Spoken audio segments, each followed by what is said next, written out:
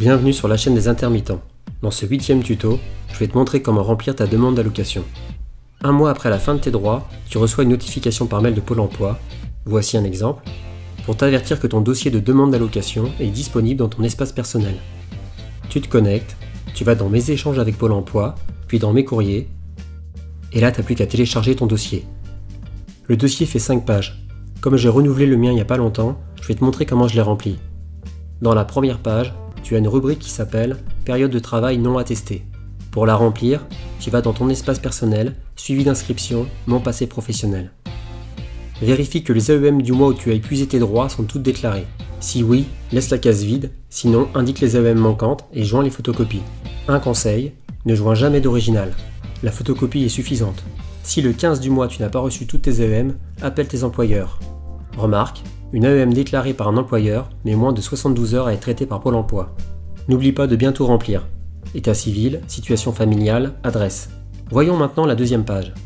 Dans la rubrique domiciliation fiscale, généralement il faut cocher non. Dans renseignements relatifs à votre activité, pour la période d'emploi salarié, si tu as tes 507 heures, barre cette case. Si tu ne les as pas ou si tu demandes un réexamen anticipé, remplis cette case et joins les photocopies de tes AEM. Pour les autres périodes non salariées, si tu es en stage, formation, arrêt maladie, congé mat, etc., remplis les cases correspondantes et n'oublie pas de joindre une photocopie de tes justificatifs.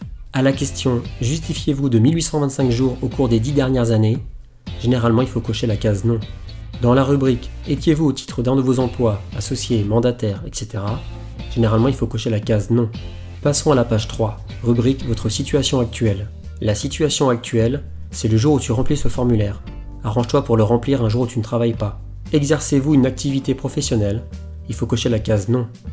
Depuis quand êtes-vous en chômage total? Indique le lendemain du dernier contrat de travail précédant la fin de tes droits.